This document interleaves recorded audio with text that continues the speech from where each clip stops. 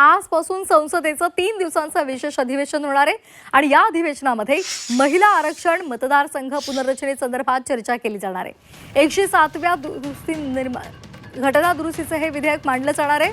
विधेयक मंजुरीसाठी सरकारचा कस लागणार आहे। विधेयक मंजुरीसाठी 2/3 सदस्यांचा पाठिंबा आवश्यक आहे। लोकसभा मतदारसंघाची फेररचना करून 2029ला महिलांसाठी 33% आरक्षण लागू करण्याचा निर्धार केंद्र सरकारने केलेला आहे आणि त्यासाठी 107वी घटना दुरुस्ती विधेयक आजपासून सुरू होणाऱ्या 3 दिवसीय अधिवेशनामध्ये मांडलं जाईल आणि या घटना दुरुस्तीमुळे लोकसभेची सदस्य संख्या 543 वरून 850 इतकी होणार आहे। या 850 जागांपैकी 273 जागा या महिलांसाठी राखीव असतील।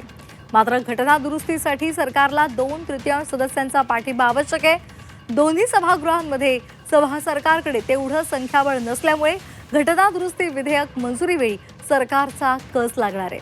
दरम्यान 2 सभागृहामधील सध्याची स्थिती काय आहे आपण एकदा पाहूयात।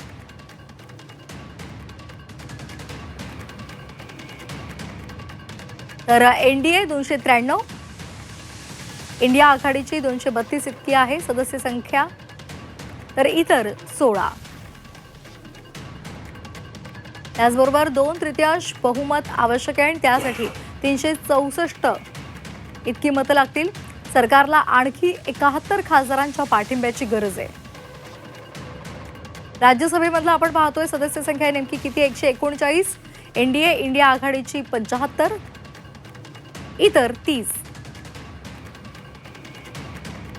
2/3 बहुमत आणि त्यासाठी 164 इतकी मतं लागतील। सरकारला आणखी 25 खासदारांच्या पाठिंब्याची गरज आहे।